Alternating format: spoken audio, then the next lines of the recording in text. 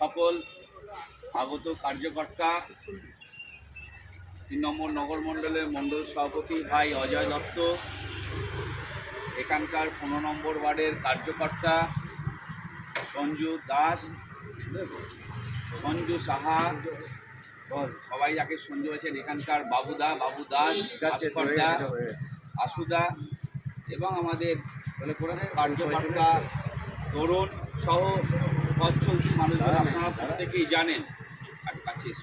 প্রত্যেকেই জানেন যে আজকে ভারত কেশরী ডক্টর শ্যামাপ্রসাদ মুখার্জির 125তম জন্মদিবস।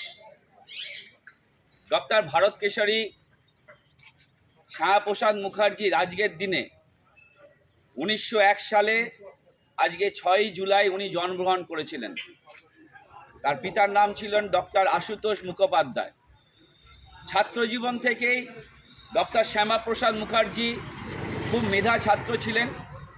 উনি খুব অল্প বয়সেই বিএ এবং এমএ পরীক্ষায় পাশ করেছিলেন, ফার্স্ট ক্লাসে পাস করেছিলেন এবং উচ্চশিক্ষার জন্য উনি বিলেতে যান এবং তারপরে 1939 সালে ভারত সংঘ মঠের প্রতিষ্ঠাতা আমাদের স্বামী প্রমানন্দজি মহারাজের তত্ত্বাবধানে এবং লাল কিতাব সোমনাথ চট্টোপাধ্যায়ের বাবার তত্ত্বাবধানে বাংলার রাজনীতিতে উনি প্রবেশ করেন 1939 সালে।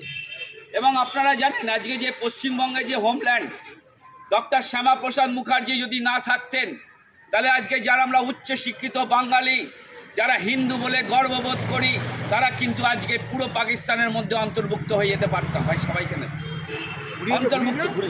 অন্তর্ভুক্ত হতে। শ্যামাপ্রসাদ মুখার্জির অবদান সম্পর্কে 34 বছর তৎকালীন বামপন্থী সরকার এবং এই 14 বছরের তৃণমূল কংগ্রেসের সরকার শ্যামাপ্রসাদ মুখার্জির অবদান আমাদেরকে ভুলিয়ে রেখেছিল। আমরা যারা হিন্দু সনাতনী ধর্ম, যারা হিন্দু ধর্মকে ভালোবাসি এবং হিন্দু গর্ব করে বলি আমরা হিন্দু, সেই হিন্দুদের রক্ষা করতে হয়ে অবতীর্ণ হয়েছিলেন বাংলার ভূমিতে ডক্টর শ্যামাপ্রসাদ মুখার্জি। আজকে শ্যামাপ্রসাদ মুখার্জি যদি তৎকালীন ওই সময় জিন্নার সঙ্গে মন্ত্রিসভার মধ্যে উনি বাণিজ্য মন্ত্রী ছিলেন এবং সেই সময় লিয়াকত চুক্তি এবং আমাদের সঙ্গে যে জওহরলাল নেহরুর সঙ্গে তৎকালীন পাকিস্তানের প্রধানমন্ত্রী জিনার যে চুক্তি, সেই লিয়াকত চুক্তিকে উনি বাতিল করে মন্ত্রিসভা থেকে বেরিয়ে এসেছিলেন এবং বাঙালির পরিত্রাণ এবং পরিত্রাতা হয়ে উঠেছিলেন আমাদের গর্বের ডক্টর শ্যামাপ্রসাদ মুখার্জি। আমরা শ্যামাপ্রসাদ মুখার্জি একটাই কথা ছিল, ভারতবর্ষের মধ্যে এক নিশান এক থাকবে। সেই জন্য উনি জম্মু কাশ্মীরের 370 ধারা বিলোপের জন্য উনি জম্মু কাশ্মীরে গেলেছিলেন। তৎকালীন ওখানকার ফজলুল হকের নেতৃত্বে কিভাবে শ্যামাপ্রসাদ মুখার্জিকে আটকে রেখে দিয়েছিল আমাদের কিন্তু ইতিহাস কিন্তু প্রত্যেককে জানতে হবে।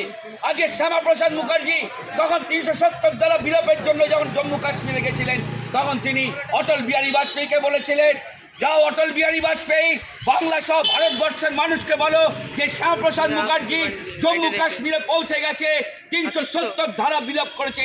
আর সেই আমাদের গর্বের প্রধানমন্ত্রী নরেন্দ্র দামোদর দাস মোদী 2014 সালে প্রধানমন্ত্রী হওয়ার পর 370 ধারা বিলোপ করেছেন। তাই আমাদের ইতিহাস জানতে হবে। আজকে শ্যামাপ্রসাদ মুখার্জি যদি না থাকতো তাহলে কিন্তু আমরা হিন্দুরা আজকে বেঁচে থাকতে পারতাম না। তাই সকলকে বলবো, আসুন আপনারা সকলে মিলে ভারত কেশরী